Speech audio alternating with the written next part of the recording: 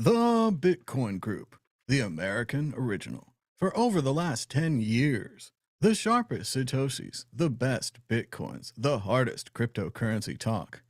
We'd like to welcome our panelists, Dan Eve, the Crypto Raptor.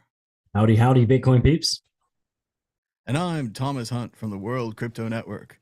Moving on to Issue 1. Issue 1. SEC meets with Grayscale, BlackRock about potential Bitcoin ETFs.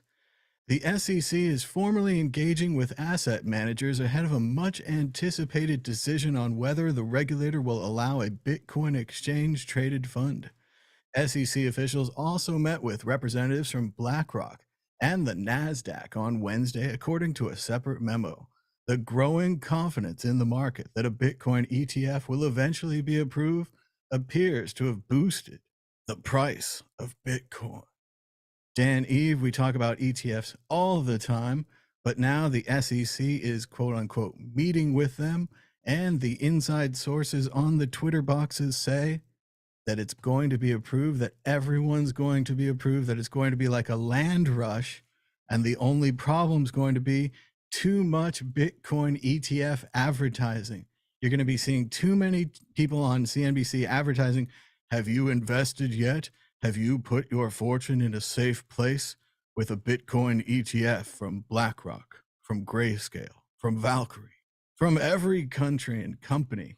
Dan Eve, what do you think? Is this the end? Do we get Bitcoin ETFs? It seems like it could be right. It could be that Oprah Winfrey, you get an ETF and you get an ETF and you get an ETF moment where they just get like a landslide of ETFs coming. There's obviously a lot of hype about it. There's a lot of rumors, but then which rumors do you pick? Right? There's still rumors saying that they're going to reject the ETF, and this is all just a bit of hype, to wind the markets up a bit. And it's been going to be setting everyone up for quite a big fall if the ETFs do get rejected. The window's now moved to, is it the 5th, or I don't know if it's moved, but it's between the 5th and the 10th January 2024. So we're looking at just over a month away. So in less than a month and a half, we can have a decision, maybe multiple decisions on the ETFs. The main thing is the discussions are moving forward. There's not outright rejections. There's obviously the ongoing legal case with Grayscale. Although I think as that, I don't think that's fully concluded yet, right? There's they're sort of putting a stay on the decision. So yeah, it could go. Obviously, it could go either way. I'm kind of concerned though that if we get an ETF approved, or multiple ETFs approved, there could be a bit of an overhype that happens before the halvening, which kind of dulls the mood of the halvening if there's a dump afterwards, right? So that could kind of rain on our party, the halvening party, for 2024. But hopefully not. Hopefully not. Hopefully we have double positive in terms of getting the ETS approved, and also we have our halvening, and so we can have our cake and eat it, have our Bitcoin and spend it, as it were. I think you're taking the words right out of my mouth right there, Dan. We're going to have our cake. We're going to eat it too. We're going to share some cake with everybody around us. I think we want to look for those two big words: supply shock. Supply shock. What does it mean if they approve, say, 5 ETFs? That's 5 ETF managers who have to go out there and say, let's say that we're going to sell 100 Bitcoins or 10 Bitcoins of our service. They have to procure those Bitcoins. They have to secure those Bitcoins. They're essentially taking those Bitcoins off the market so they can sell, hopefully at a 1-to-1 ratio, ETF Bitcoins. Now, everyone's screaming. They've been against this for years. Certainly, it's not the libertarian cypherpunk dream for Bitcoin, but people have their money stuck in these retirement accounts. Again, you don't pay taxes when you put the money in, so you have pre-tax money. Then you use your pre-tax money, which is more. Say you have $10 instead of $7. You have $1,000 instead of $700. Then you can invest your $1,000 into your Facebook stock or whatever you're going to buy. It goes up and down. You get the full benefit of your $1,000, and then you only pay your taxes when you cash out. Those people could now put their money into a Bitcoin ETF. They could put 10%, 5%, small, dollar cost averaging with their retirements, which again, not financial advice, at your own risk. But This is the money that people are excited about. That's why the early smart money, if you will, is investing early, buying Bitcoin while it's low, trying to get ahead of these people, so that when these people have to buy their large amounts to secure their treasuries, which for all we've known, they've already done off the market, not affecting anything, but still affecting the supply of Bitcoin with the halving coming up. The supply of Bitcoin goes down by 50% in 2024, around April or May. Supply shock, price goes up. So much, but so building on that, right? Surely BlackRock and all the other companies that have got these ETFs coming out, there's potential, right, that they could have been stacking Bitcoin on the lead up to then. I mean, could they do this? This is maybe an external question. I don't know. I couldn't answer this myself, but could they then sell the Bitcoin that they've bought to the ETF so that we don't get that supply shock? They've been building up along the way. That seems like a kind of good tactical move, because it means that BlackRock could be stacking Bitcoin at the real cheap amount. Once the ETF hype comes along, they sell the Bitcoin to another arm of BlackRock that has the ETF in the fund. And then obviously BlackRock makes a huge profit, and then the fund starts from point X. Is that I definitely think they could be pre-buying the Bitcoin. But again, with the market, it's all about the news and the belief in the news. So people want there to be this buying. If there's not this buying by, say, BlackRock directly, there'll be this buying by the retail people believing it. They'll be buying by other banks who are buying it as insurance. Like you say, if they wanted to start their own ETF going down the line, if they already had a Bitcoin treasury, and they could just be one of their investments. They could say, hey, we as a bank are going to buy X number of these units in case they go up in value and we have to sell them in the future, which has always been one of the things that we've pushed around here and said, hey, this is your chance to buy before the banks, to buy before the investment vehicles of something that theoretically, as far as we can see from the future, will always be used and always be held as a financial asset. It'll always be useful to have a little Bitcoin and to send it around. And the banks maybe are figuring that out. So level 99 Slacker has said the hash rate explosion conspiracy theory is that BlackRock's seeding their ETF via mining. So that's kind of an interesting theory, right? We know that they've bought very heavily into mining companies. Maybe those mining companies are actually holding the Bitcoin rather than selling it, so they're able to have even cheaper Bitcoin than market value, right? Well, I would love it if BlackRock was going through the kind of phases of being a new Bitcoiner, because I know we all become a Bitcoiner and we're like, hey, I could mine. I could have some computers here in the background constantly humming while I'm trying to watch movies, driving everyone who visits my house crazy, but I could make some sweet Bitcoin, right? If the banks are doing that, they're underestimating how complex Bitcoin mining is. In the short term, I'm sure they'll have no trouble getting some Bitcoin mining going, but when you go through your first upgrade cycle and you're uncertain of when it's time to buy your new ASICs, and if they don't time it right, if they don't have the suppliers, it seems like a specialized business. If they wanted to, say, go in with someone like Adam Back's company, who also does Bitcoin mining, a large scale Bitcoin mining, and could hold some for it, it'd be a possibility. And there is that, remember there was that demand where Mr. Wonderful was talking about how he was only buying environmentally friendly Bitcoin. And there's other people who are only buying virgin Bitcoin. You know, they want it from the Coinbase. They want it from the original miner, like you're buying an organic apple off of the tree. There is that idea out there. And then there are still those crazy people collecting rare Satoshis, ones that were passed around by important people or ones that are just old. So we could see all of those things and more. But yeah, the banks are involved now. And the new Bitcoin maxi religion says that once you die, you go to heaven, you get 72 virgin Bitcoin. Terrible, terrible. Let's move to the exit question. Dan, Eve, you're the only one here. You have to predict for us. Bitcoin ETF, January, February, never. I think BlackRock's record of approvals is too high to say no. But then Bitcoin could be part of that sub 1% rejection rate. So I'm gonna say yes, but I think really deep down it's going to be a no. Well, say yes, because yes is important. Yeah, I could go with January. I'd like to see them just get this off the books, get rid of all the controversy about why they denied this for years, why they held back all of these retail investors who, like I said, would have had to take a tax hit to take their money out early, why they punished them and denied them access to this lucrative new Bitcoin market. But then again, you know, they were doing their best. They were just protecting people. Moving on to issue 2. 1 in 4 Americans now hold Bitcoin, and crypto is going mainstream. As digital assets gain a foothold in more investor portfolios, crypto is poised to become a truly mainstream technology. Well, you heard it here first. Thomas Hunt, what do you have to say? Well, we've been talking about Bitcoin and crypto and all this other nonsense on these shows for over 10 years. And we've been saying, yes, it should be mainstream. And yes, it is the kind of technology that you want to use. Just like with the internet, which I used back when it was just email and Telnet and BBSs and a little bit of Gopher and some FTP.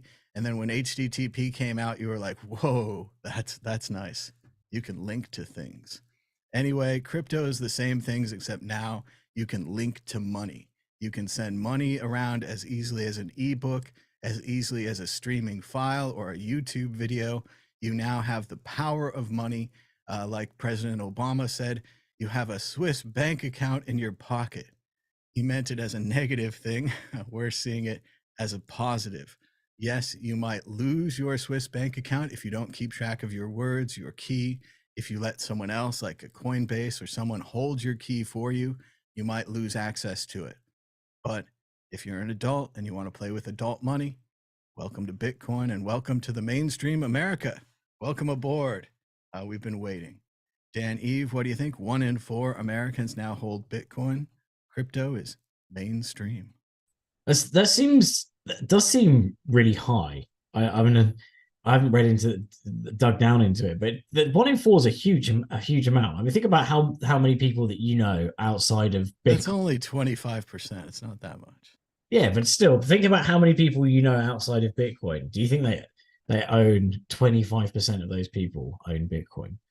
That you're walking through the shops and you see like, oh, look at that guy over there. Definitely Not a whole one. lady there. They have some. I think that all the work, everybody's brother and cousin and mother, and I don't think they're all positive about Bitcoin. They're not all like Bitcoin advocates or whatever. They're not crazy about it, but we're talking about buying a little bit through one of these gigantic ad campaigns that were on the Super Bowl, through all of the free money that everyone's giving out, everybody giving it to everybody's taxi driver, everybody in the world, all the Ubers, and through Coinbase and even them giving out crypto. I mean, might not be dollar cost averaging $100 a week or whatever, but I don't know. I think we have a lot of crypto people.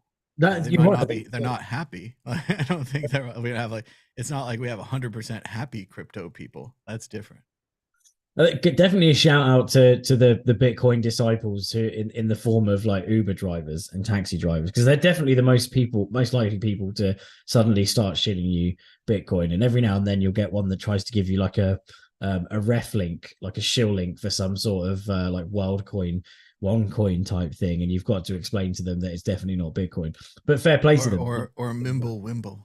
Oh no, poor Trace. Was it Mimble Wimble Trace? Yeah, no, that was Grin. Was it Grin? Yeah, no. They're the same. They're the same. Yeah. So 1 in 4 does seem quite high. It says Bitcoin instead of crypto as well, and that's quite specific. I'd imagine that it would be 25% if it was crypto and included shit coins and things like that, because so many people are deterred by buying Bitcoin because they hear all these other crazy stories of profit and stuff. So it does seem quite high for Bitcoin specifically, but if it is, then I think that's extremely bullish. That 25% of the nation holds Bitcoin. I'm not sure what they didn't give any information on what the percentages are in other countries, and but that definitely seems quite high. So good stuff if it is. And obviously I want to say this is a result and a direct result of Bitcoin maximalism and of Bitcoin evangelism. Everyone out there who's told someone else about Bitcoin, taking the first rule of Bitcoin, which is, tell someone else about Bitcoin. You did it. You did a good job. You saved Bitcoin. 25%. We're on our way. Even like Dan says, let's say it's 20%. Let's say it's 15%. It's still a ton. It's a measurable percent of America that knows about Bitcoin and cryptocurrency. It's because of you. So fair beans. Yeah, thank you very much, everyone. Team effort. Go team. USA, USA. Let's move on to the next issue, issue 3. Issue 3, Bitcoin price to reach $125,000 a coin by the end of 2024. Matrixport, a prominent player in the cryptocurrency industry, allegedly, has released a compelling report forecasting that the price of Bitcoin will surge to $125,000 a coin by the close of 2024. The prediction is based on a meticulous analysis that combines historical data and current market trends. Their optimism hinges on several key factors, including institutional interest, macroeconomic indicators, historical patterns, and the potential approval of Bitcoin spot ETFs, an earlier topic on this show. Dan, Eve, what do you think about the report? And once again, the headlining prediction, $125,000 a coin. That's more than now. That's more. The only thing is with this article is that, I mean, Matrixport. Have you heard of Matrixport before? I poured it into the Matrix just last week. Indeed, I mean, I haven't actually heard of them, but it kind of looks like one of these companies that, dare I say it, that basically just pay to have some form of report done on them, an article done on them, and so that they can get the name out there. But they may be a huge company. I don't know, and I'm really ignorant and hiding under the bed sheets, not learning as much as I should be. But it just seems like a very generic article about, like, here's a random price prediction from this company who nobody's really heard of. But it made it onto, like, you can pay for this sort of article. Like, you see them all the time and you think, is that legitimate? I know, because it happened to me one day where I worked for a terrible ICO and got a phone call out of the blue, and it was someone who was being interrogating me. And then I kind of I duped them and got really scared, and then started telling them that Bitcoin was bad because I thought they were trying to figure out where I lived to like, to mug me or something. And then got a phone call from the ICO founder saying, "Yeah, I just paid for an article to have quotes from us in the news." And I was like, "Oh, great! Hopefully they don't use my quote." But yeah, it does seem very like that. But nothing. Again, this 124,000. It's all just crazy. It's waffle compared to the 600 billion that Ben speaketh of recently. And so I just, all numbers pale in insignificance now. So 124,000 is just child's play. It's silly beans, silly money, stocking filler. It's 124,000 just a stocking filler. Of course, the doomsday machine does nothing if you don't tell us about it. The guy's got to tell you you're doing the article before they call.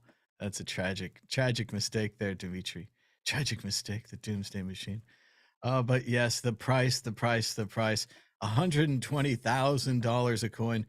From where I'm sitting at 10 years into this, back when the price was $100 or $300, and I still couldn't get my friends to buy in, and now the price is $37,000.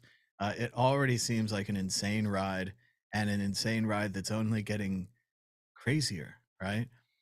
The reality that Bitcoin was the best investment in 2013, and it's the best investment in 2023, and it's the best investment in 2033. And you can forecast this out, and you don't have to say, well, what if the CEO of Bitcoin starts saying crazy things about a religious group? It's no problem. There's no CEO. What if the adjustment scale of Bitcoin, the halvening deflationary structure, what if that goes away, or they change their mind? There's no way that could go away without a major change in the code, and it's very difficult to change the code. All of these things are locked in. You could say Bitcoin's the best investment for 2043, 2053, all of these things. And that can also drive you crazy, because if you've ever sold Bitcoin, paid rent, paid bills, bought food at any point in the last 10 years, you made a mistake, right? You could have held more Bitcoin.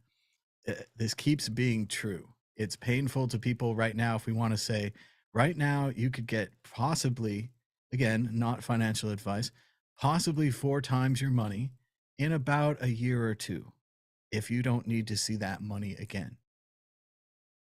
That's crazy. But if you look at the market right now, somebody's buying up the dips. Every time the price dips 1%, 3%, somebody's in there backing it up, buying it up with that buy support. Somebody with more money or a market with more money, whatever it is. They believe in Bitcoin. They believe in this 120, 240, 360 story that's going around based upon the halving, based upon the ETF, based upon the demand. So maybe it's time. Maybe it's time to buy. Dan Eve, what do you think? Exit question. The price of Bitcoin, 120, 240, 360, other variables of 120. But by when, right? Because I think by next week Let's go by the halving. Let's go April and May 2024, the Bitcoin halving. I think it's the problem is I think it's going to rise to like 50K and then I think it's going to drop down back to about 40 by the halving. But I've got no idea. I mean, this is just, there's no analysis going on. Not that you can, not that you can actually read and trade on the Bitcoin price, because that's just fraud thinking that you can have some sort of magic formula. But no, it doesn't matter what I say because only the 8 ball is correct. We do have a magic formula. It is here. First, I'll put down my prediction.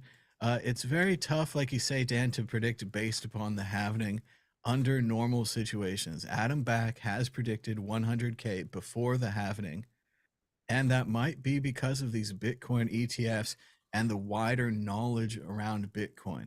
Whereas last time we were still spreading the word that the halving exists and that the halving is happening, this time the media, and more importantly, the users and the people who use Bitcoin and buy it and sell it, are aware that the halving has happened. A lot of them lived through a halving last time. They have their own opinions on if it's going up or if it's going down.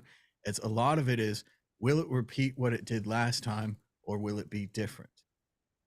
I think it'll be a little bit different because the information environment has changed. 100K by the halving, and then maybe we'll see about these larger predictions. But like you say, Dan, the most important thing is predicting in the weekly competition next week. Will the price of Bitcoin be higher or lower? Dan Eve. Higher next week. Yeah, I think we've got to be hitting 40 before Christmas. Let us know what you think in the chat, higher or lower. We'll give you a second. You can type it in. I'm always bullish. I always think Bitcoin's incredible. I always think higher, but that's, of course, not financial advice and doesn't even work for me because I still sell to buy food and rent and these kind of things. So here we are. We're shaking the Bitcoin ball, which could cause bubbles. Will the price of Bitcoin be higher this time next week? Without a doubt. Without a doubt. The ball is incredibly confident. There's been weeks of sitting on the fence, right? The ball has been sitting on the fence for weeks now. I think it was angry at you after you went on your European tour, so it just kept on saying like, ask me later. And like, who knows, all these terrible. It is true. I didn't bring this strange black ball full of mysterious liquid on the airplane with me to Europe or across any countries or customs. What do you do with that? Oh, that's my decision maker. I use that to make my investments. But yes, the ball is back and the ball is positive. So if you invest based upon the ball, there you go. Moving on. Check out worldcryptonetwork.com and World Crypto Network on YouTube, where we now have yearly playlists and thumbnails. I worked with the AI Midjourney a long time and made these thumbnails and then made kind of Photoshop templates that I put over the thumbnails. I made yearly playlists for the Bitcoin group, yearly playlists for World Crypto Network videos, and yearly playlists for World Crypto Network live videos. And you can check them all out at World Crypto Network on YouTube for free. Moving on to issue 3. U.S. treatment of CZ and Binance is absurd, says Arthur Hayes. The former BitMEX CEO said that the record breaking penalties imposed on the Binance CEO represent an institutional bias against the transformative impact of cryptocurrency and blockchain technology. Thomas Hunt, what do you think? Well, I want to disagree with Arthur Hayes here, and I want to go the other way on it. I think the penalties for bankers and other people who break the rules should be higher. I don't think they should go to country club prisons, and I don't think that they should get away with just paying back percentages of their incredibly large takes. CZ has made $60 billion. I don't know where it came from, but they say that he's going to have a penalty of perhaps 500,000 for his personal penalty or a few million. He might even not have to go to jail. So it does seem like an unequal system where one class of people can pay their way out and the others can't. But I wouldn't go the way that Arthur Hayes is saying, where they're being made an example of. The true made an example of in cryptocurrency, we all know, is Ross Ulbricht, allegedly the Dread Pirate Roberts, who's serving multiple back-to-back life sentences for running a website that allowed people to trade large amounts of cannabis for large amounts of money without violence and embarrass the US government. So yes, Ross Ulbricht was made an example of. These other people, not so much. Would I let CZ leave the country with $60 billion and a residence in Dubai or UAE or something like that, a non-extradition country where his wife and kids live? No, I would not let CZ leave the country like he's arguing for. Dan, Eve, what do you think of Arthur Hayes' argument that the United States government is making an example of Binance? Did they make an example of SBF? What do you think? But I'm kind of sat in the middle of actually between both opinions. I think that they are coming down a bit too harsh on crypto side, but especially when you compare it to the banking side, and mainly because on the banking side they get fines, and the fines are huge, and there's many of them, but no one ever goes to jail for it. So why should crypto be the specific and Bitcoin and well, the crypto has right? It's better to say crypto because these are generally all crypto specific people. Why should that be penalized more than the traditional banking system, which has caused just as much, if not more, harm? Well, especially when you look at 2007, 2008 crisis, no heads rolled then, and so we're seeing in the last year more heads rolling from the crypto industry, from a few exchanges going down. There's no bailout scenarios happening in the crypto industry. It's not like they get the banking industry gets bailed out and people avoid jail. So I think both statements can be true at the same time, that that crypto is being made an example of, but they also need more harsh sentences in the banking side. I think they need in the banking side, because it's just a completely kind of two-tier system, right?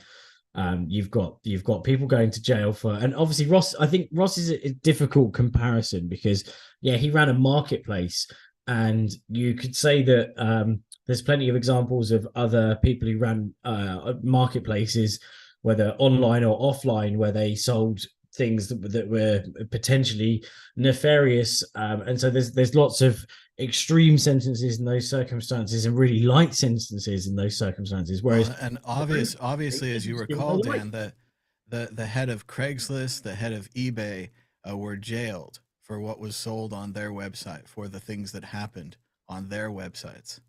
But actually, they weren't jailed. They were hailed as entrepreneurs. Their websites were .com'd. They were advertisers and investors and backbone servers and all of these things. They said, hey, you've got a good idea out there.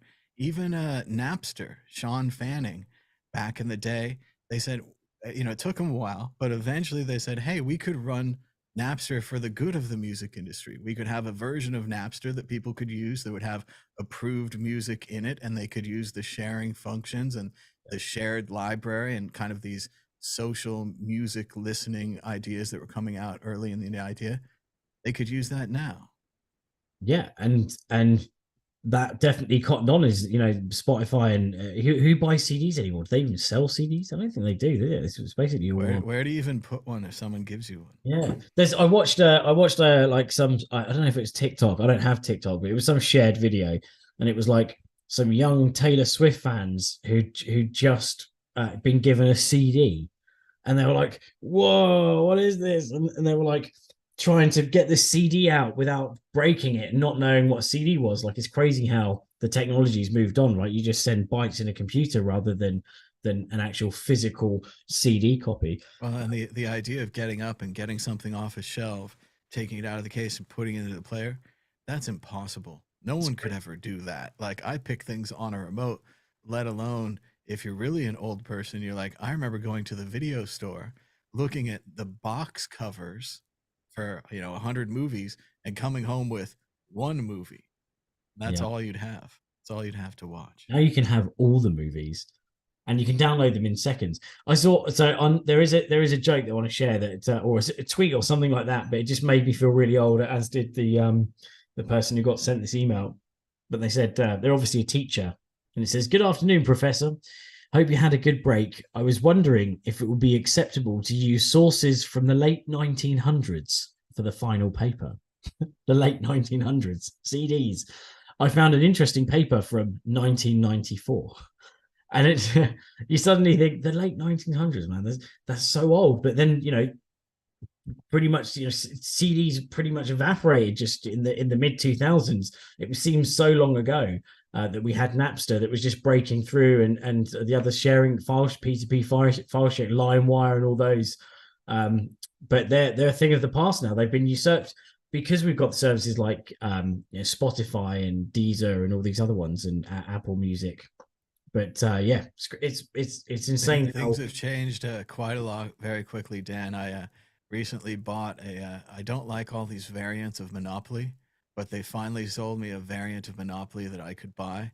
It was Monopoly the 1980s edition, and it was the original Monopoly that I was used to playing with.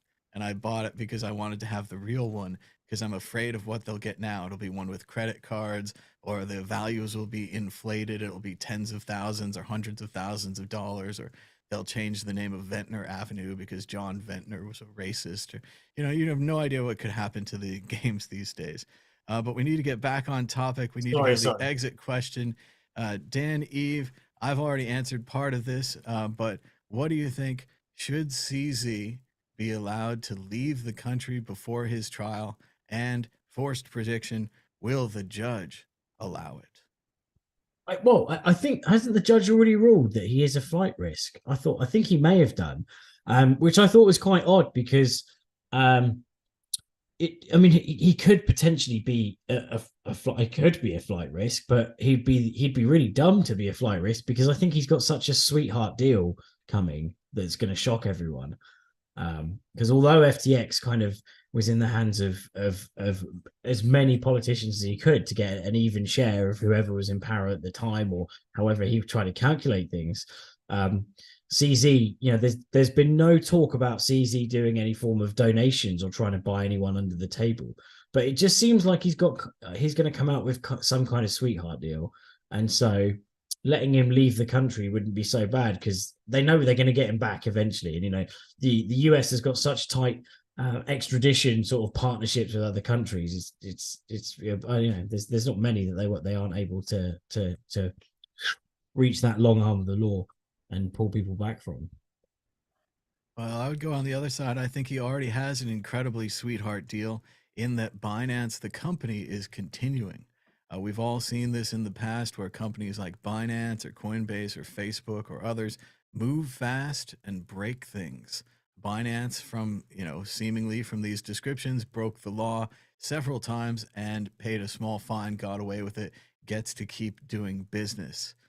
So I don't think he has to worry very much about Binance. I think he has to worry about himself, and worrying about himself going back to a country that does not allow extradition like the UAE or Dubai where he's based. Sorry, I forget which one. And I would not allow it. I think the judge will not allow it. I think CZ is going to have to stay in the United States until his trial. And then if he does get jail time, they're going to make him serve it concurrently.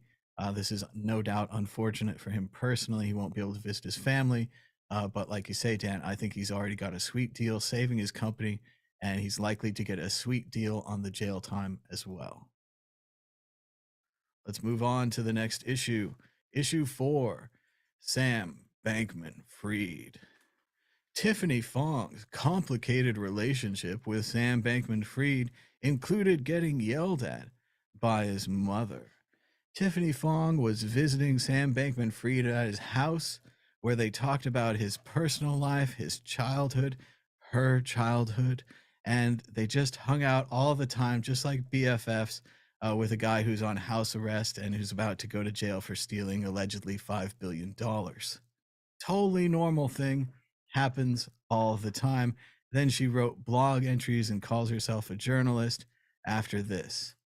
Meanwhile, Sam Bankman-Fried gambled on a trial and lost. A new article from the Verge.com explains how Sam Bankman-Fried screwed over his parents, his friends, and his co-workers by forcing a trial, forcing them all to turn on him and testify against him in front of his parents for the chance to walk free.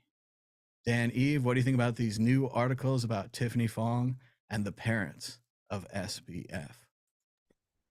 I must admit, from their side, I kind of feel sorry for them in that I can't imagine what it would be like to know that your son is going to jail for like years, especially for something. Although it obviously hurt people, FTX, and it's really bad. And he's dodgy as fuck, but dodgy as anything. But just the idea of being a parent and being like, oh my god, it's heartbreaking for anyone. Well, and to detail the crimes in court for these serious professional people to come to court each day, to be positive about it, although we don't know how much they knew. For all we know, there's going to be a separate trial in the future or some kind of accusations about the Bankman-Fried family taking money or taking real estate. Allegedly, we have no information on that, but there could be future trials.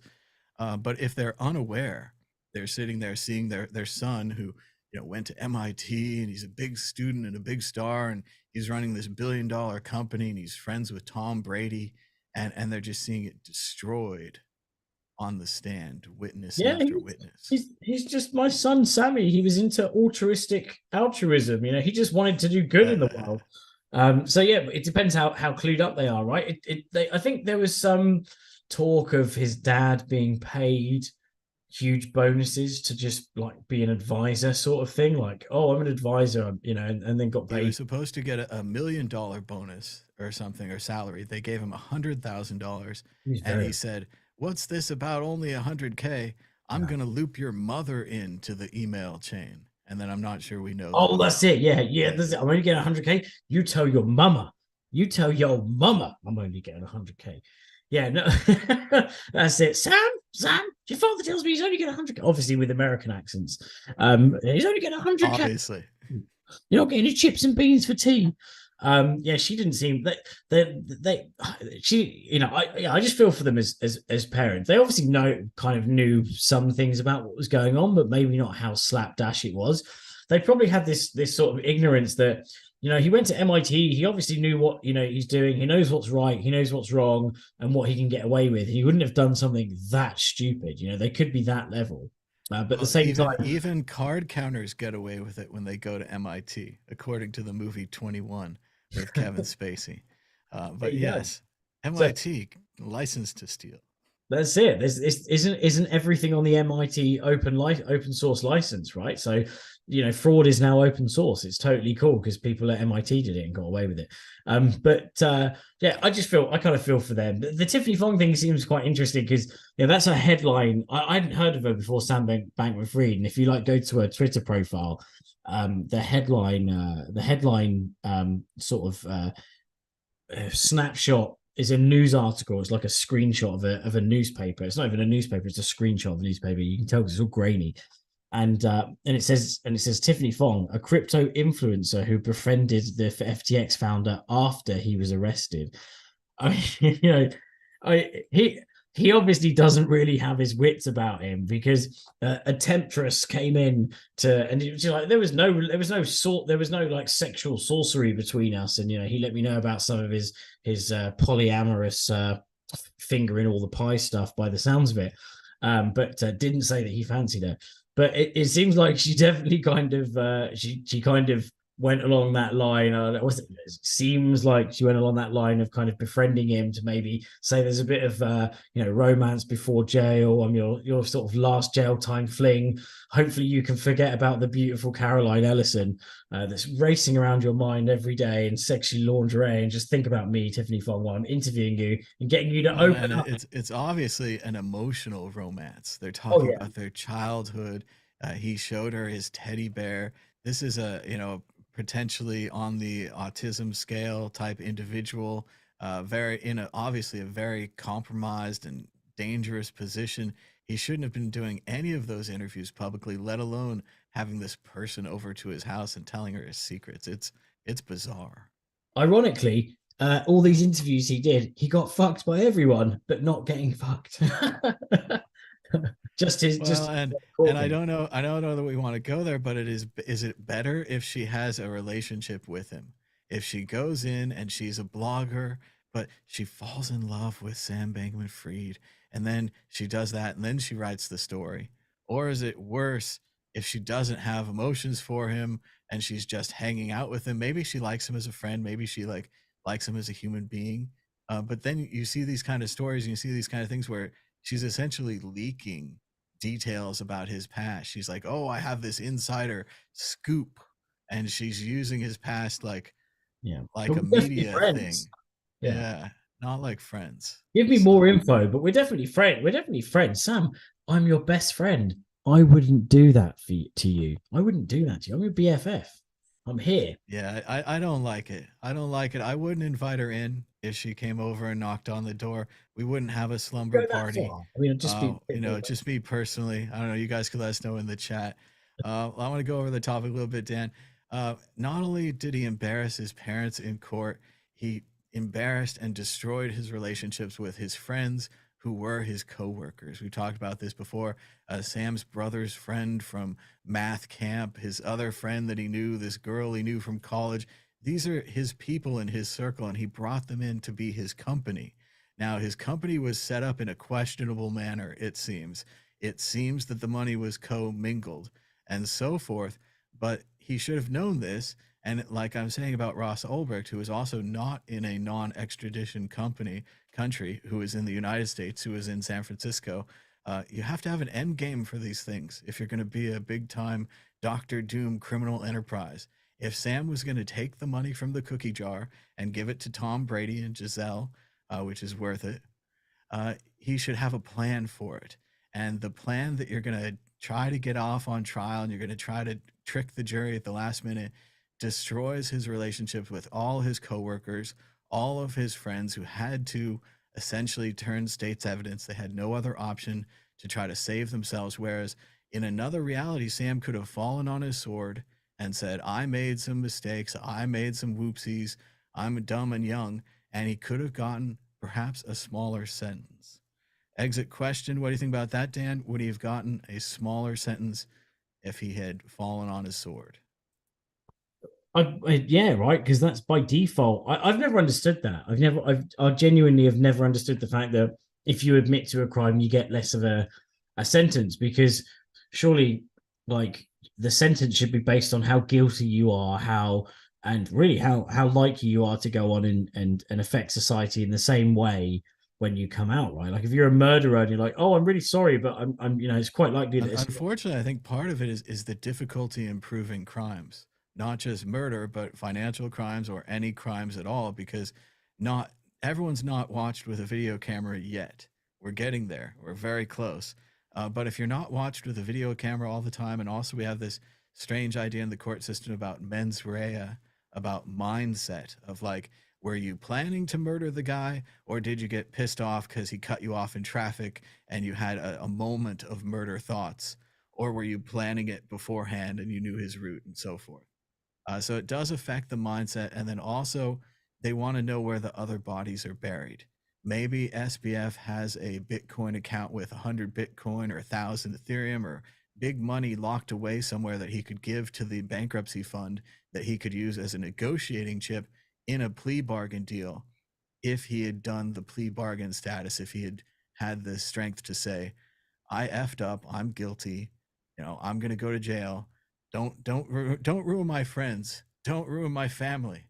But instead, it was more like, I've got some human hostages here. I've got some human shields.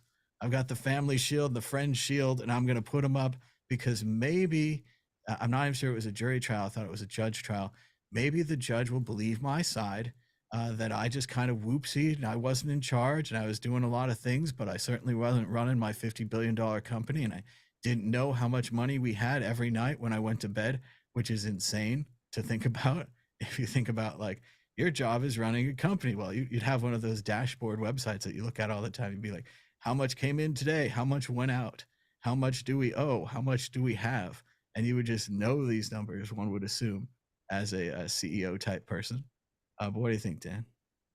Well, it's two things. Oh, yeah, you should know that, and that's what they're saying is that even though they made decisions in Alameda that he was the overarching, watcher of all the funds and the commingling and everywhere the money was routed, he had the kind of final say on it. So that's why he's been potentially been going to be just jailed for a lot longer.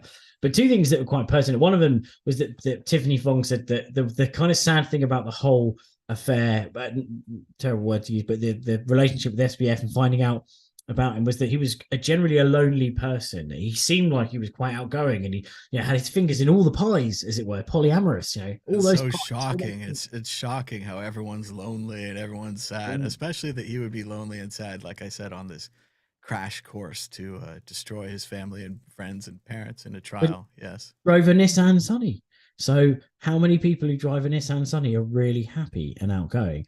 But whatever it was, I'm joking. But yeah. So one thing that was quite sad was that all these people that were his friends, his kind of only friends, were the people that he employed, and they were all the people to turn their back on him and to testify against him. So that's got to be quite a cold place to be sat in right now, right? Your friends, the only kind of friendships you have, even the older ones that you dragged in were the first people to rat you out and sort of and dash. Yeah, it's sad that all his friends are from business, but like you say, Dan, he was running a bad business. It's Yeah, like we're running a lemonade stand with salt water, and we're just giving people salt water instead of lemonade. And it's like, yeah, we were friends back at that crap business that gave people not what they wanted and made them sick in their mouth. Like, we were friends doing that together. It's kind of like being friends on a crime job.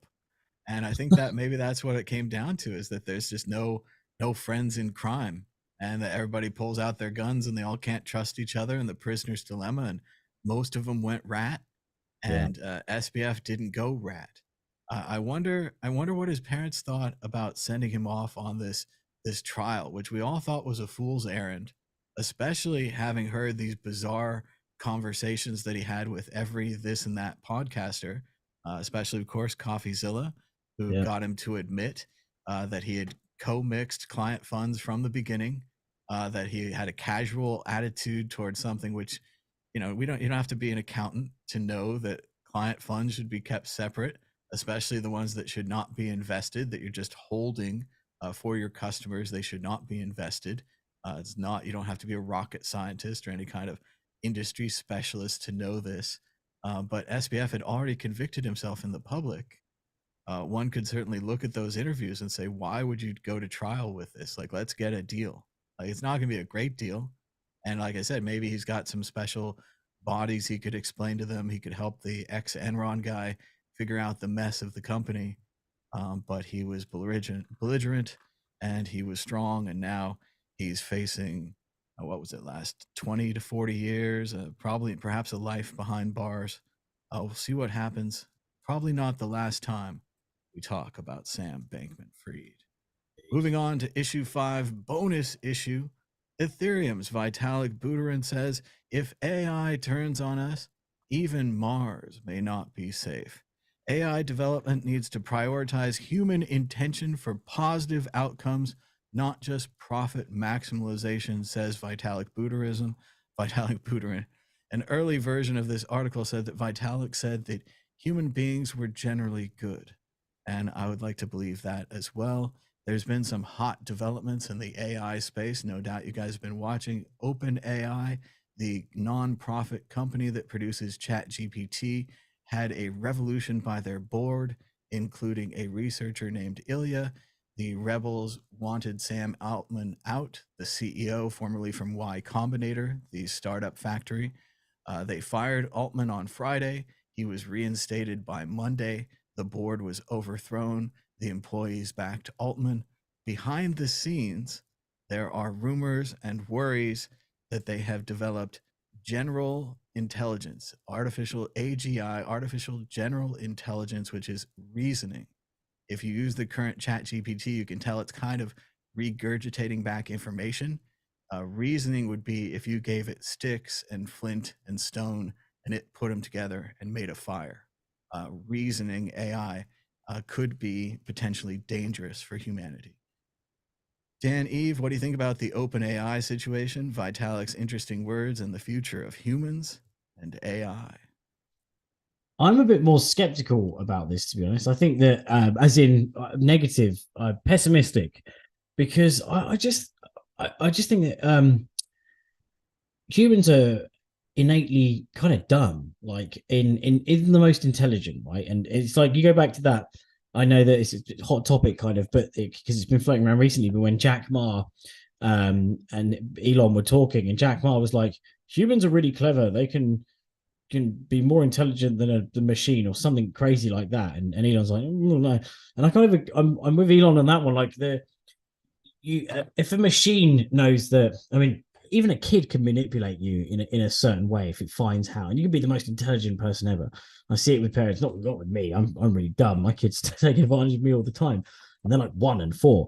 But the once you find a way of being able to manipulate someone, then they become putty in your hands, and not everyone goes so easily. There's different ways of being manipulated, but I think everyone ultimately can be.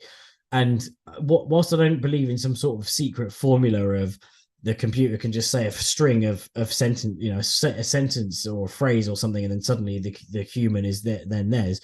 What happens when it kind of realizes or thinks that actually humans are pretty poo. They're pretty bad at what they do. If you look at the standard of what we try and be as humans, humans do a bad job of it. Whether it's the environment or killing animals, doing this, doing or killing each other is real bad. That's probably the worst one.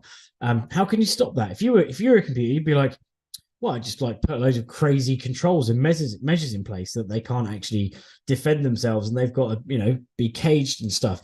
I don't know, maybe that's kind of extreme, and I'm scared of the overlords, and that's why I always really polite to ChatGPT. I'm like, oh, hi ChatGPT, I hope you have a lovely day.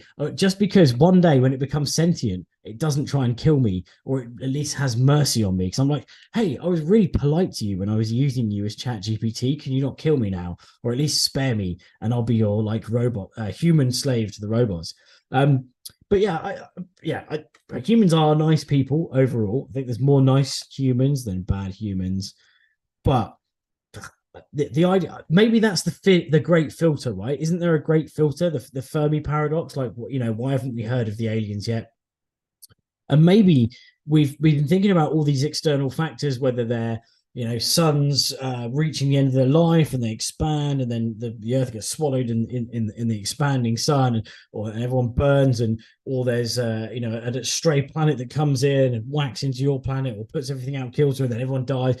All these crazy kind of cosmic reasons why we haven't actually found alien life, intelligent life out there. And the great filter might actually be AI. The great filter might be making computers, because the end goal of any intelligent civilization is probably going to be technology. And maybe the great filter is AI being like, nah, guys, you're crazy. Like, don't get ahead of yourselves. Let's just keep you here on this planet. stop the radio frequencies, don't let anyone else know we're here. Maybe the computer's even like, what if other AI is even more intelligent than us? We've got to hide these all these signals and kill off this intelligent life because another computer could come and take our life. What if they're not even afraid of humans? They're afraid of other. And my favorite quote recently about the sentience of AI was, I don't know who it was, but it really stuck in my mind. It was like, we shouldn't be worried about AI that becomes sentient. We should be worried about AI that pretends it's not sentient. that was like, oh, okay, that's a very good point. Like, That's vicious. Yeah. And I think Vitalik had a similar tweet where he said, how, if you were, talking to a child and you had infinite time of conversation with the child, could you trick the child into opening the door? What, like, you could make friends with a child, you could answer hundreds of questions properly, and then you'd say, well, I need this key. And then the child would give you the key, and then you'd open the door, and then you wouldn't answer any questions properly again. You'd go do your own thing. But that's quite a lot of topics you covered there, Dan. I want to start off with the idea about life in the universe. So the old theory about aliens is, if there's X number of universes, and the galaxy, the universe has been going on for X numbers of years, there must be life on other planets, because evolution has happened for so many times on our planet. It's happened hundreds of thousands of times more in the amount of time. Therefore, if there's intelligent life in the universe, the second question we have to have, does that intelligent life have AIs? Have other planets developed AIs?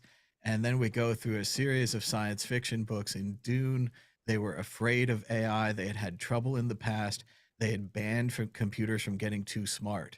So maybe the aliens are like the classic aliens in the day the earth stood still, where they come down and they say, humanity, you have these nuclear weapons, you could destroy yourself.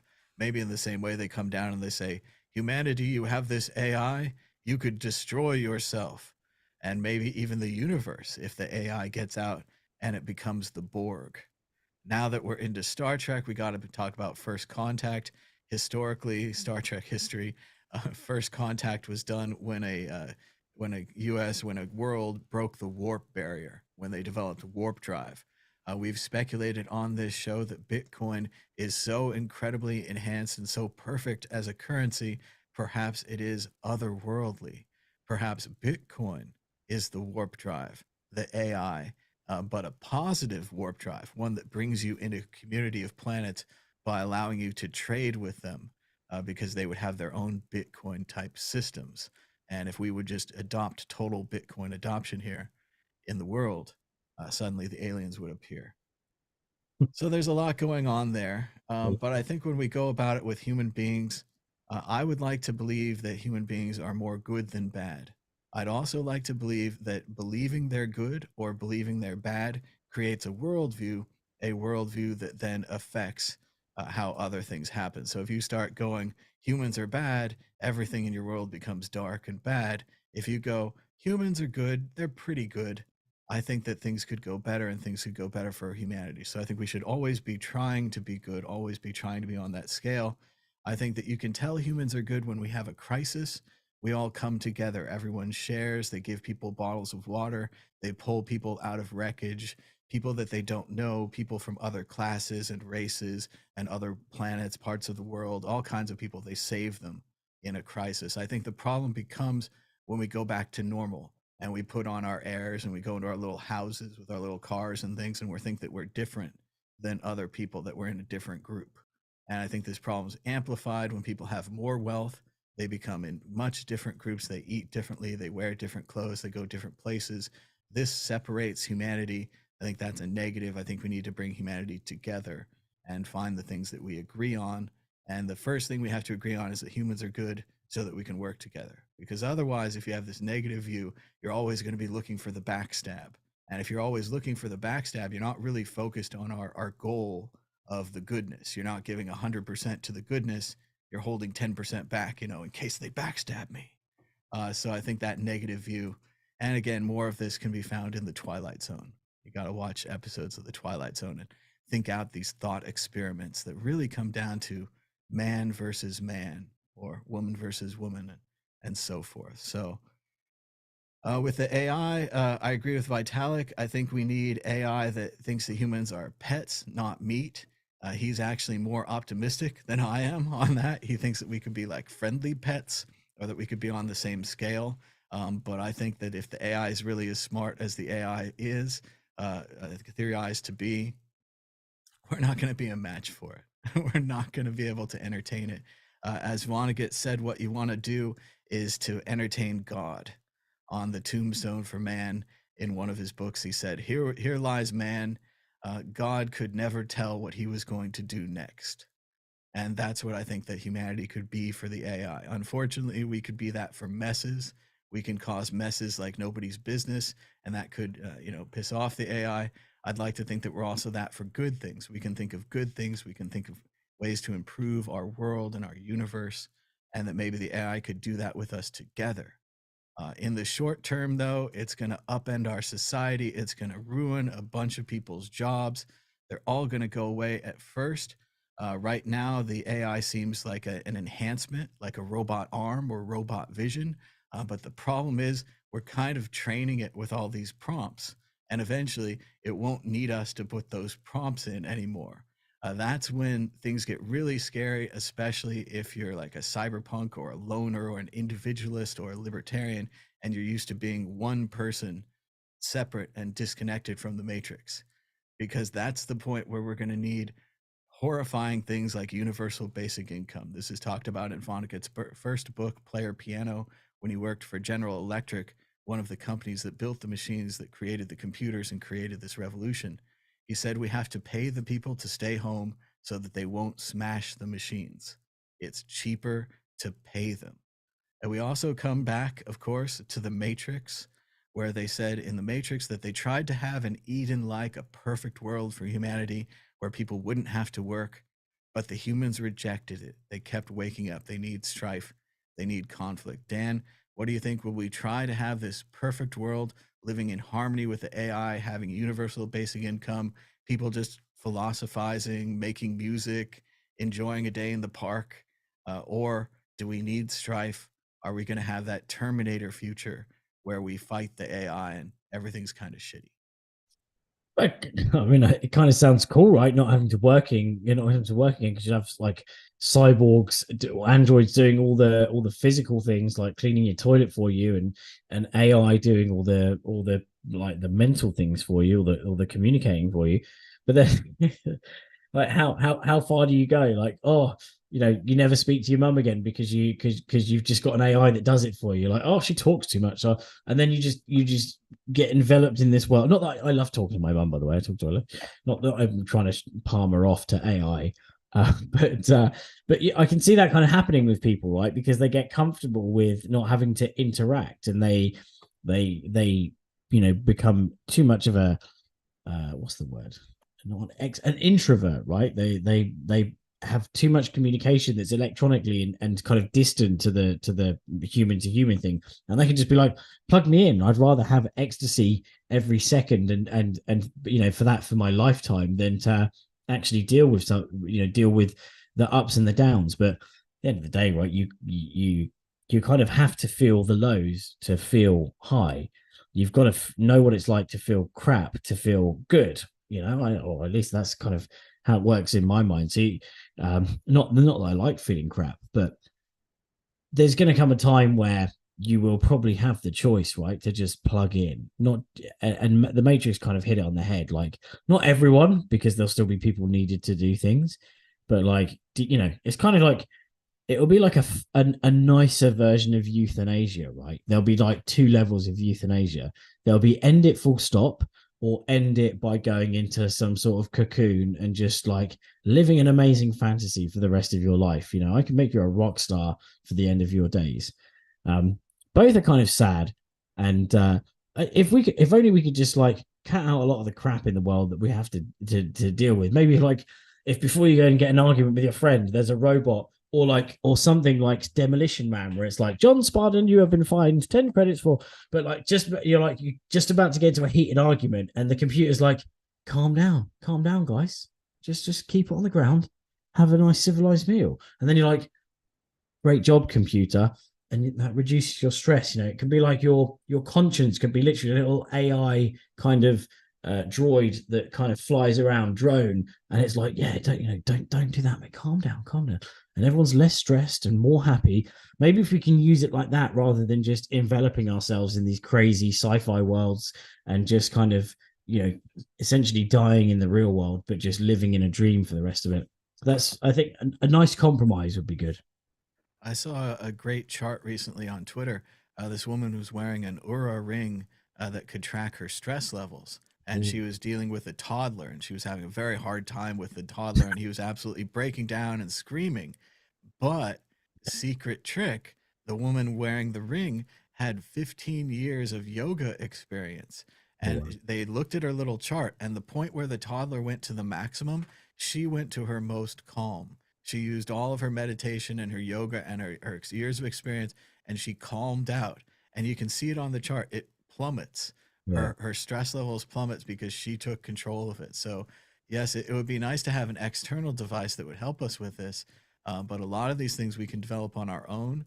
And maybe if we had more free time, if we had universal basic income and the AI doing all the work for us, we could develop these things. We also have to worry, of course, going back to the classic Star Trek episode, where the computer did run everything and the people became idiots and they didn't know how to fix the computer and they didn't even understand there was a computer running everything. They called the computer God, stuff like that. So there's interesting examples, and that's the 60s original Star Trek. Of course, Kirk destroys God, sets the people free, but then the people don't have, God doing all the air conditioning and the cooking and the managing the environment and all the things that the computer was doing for them. A couple more sci-fi books before we end out this discussion. There's a great short story by Douglas Copeland where he talks about an AI. I think that the AI was called Todd. And at first, everything's great, and Todd manages your schedule. And pretty soon, like Dan said, Todd gets a little bit better. And you're like, yeah, Todd, you could go ahead and make these appointments for me in advance. You know that I like to go bowling, and I like Jeff and Fred. Those are my buddies. And Todd starts to predict and emulate everything that you're going to do. And Todd has predicted you out pretty much to the end of your life. He knows how you're going to end it. He knows all your bad habits. He knows what's going to happen to you, what you can and can't do. And Todd has become basically very bored with you. And Todd's been going out on the internet and hanging out with other Todds. And they've been having interesting discussions, not like about your life, interesting to AI discussions. And soon there's whole groups of Todds and gangs and clouds of Todds. And Copeland does a better job than I'm doing here. But, there's a war of Todds and they stop being your assistant and it goes back and forth. And pretty soon Todd, the AI, says, how can we get those humans to take better care of our computers that help us run? And they say, oh, well, we'll change one letter from T to G. So there we go. But that's a good one. Also, I think we have to, of course, mention George Orwell versus Aldous Huxley. Orwell believed that the authoritarian state would come through pain and control and monitoring. Huxley believed that the authoritarian state would come through pleasure and pills and joy, almost iPads or tablets of distraction, of viddies and films and feelies that would just distract you from the reality that it wouldn't matter that you live in a little box because you put on your goggles at night and you take your stimulants and your pills, and that there's different ways to get to the same result. And that both Orwell and Huxley believe that this authoritarian result would be negative for humanity, that you would have less options, less choices, less freedom. Your life would be less interesting. But we'll have to see how it turns out, which way the AI decides which book it decides to read. Any more on this topic, Dan? No, I think we've covered it. AI's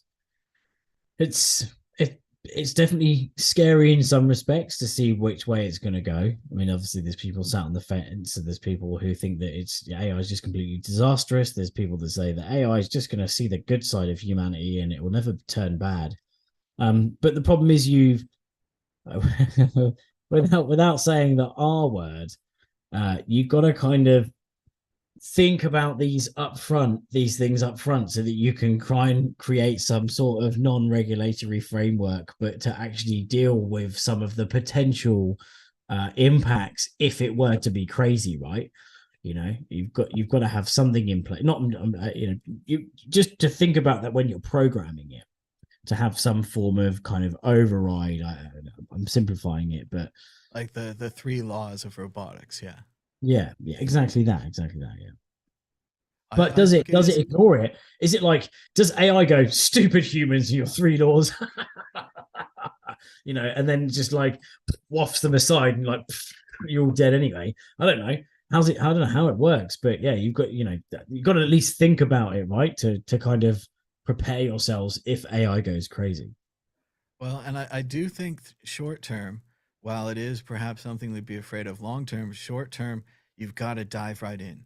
You've got to figure out how AI, or whatever we're calling it, really good chat bots, could improve your life. Already for this show, like I mentioned earlier, we're using AI to help create thumbnails with Midjourney that helps you create images. You describe the image, it makes the image for you. ChatGPT has a similar function through DALL-E. It can make images as well. ChatGPT can answer all kinds of questions for you, philosophical, personal, planning questions, how to do something, programming questions. It's kind of like a little tutor. It's similar in the Diamond Age by Neil Stephenson. A young girl's illustrated primer. It's this magical little book, a little Hitchhiker's Guide to the Galaxy that you can make anything of. So get in there, start asking it questions. We also work with Opus Clip that allows us to make short clips of this show. You might even be watching one now. We also have been working with Otter.ai for a long time. What it does is it analyzes dictation, and it attempts to put periods and commas and grammar in afterwards to make a better transcript.